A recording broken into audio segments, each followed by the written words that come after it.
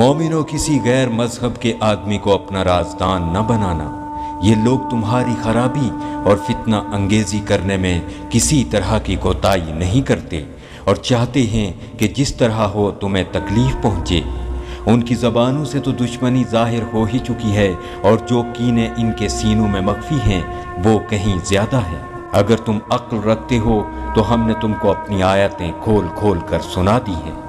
دیکھو تم ایسے صاف دل لوگ ہو کہ ان لوگوں سے دوستی رکھتے ہو حالانکہ وہ تم سے دوستی نہیں رکھتے، اور تم سب کتابوں پر ایمان رکھتے ہو اور وہ تمہاری کتاب کو نہیں مانتے، اور جب تم سے ملتے ہیں تو کہتے ہیں ہم ایمان لے آئے، اور جب الگ ہوتے ہیں تو تم پر غصے کے سبب انگلیاں کاٹ کاٹ کھاتے ہیں۔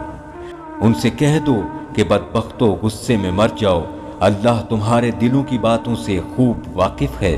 اگر تمہیں آسودگی حاصل ہو تو ان کو بری لگتی ہے، اور اگر رنج پہنچے تو خوش ہوتے ہیں۔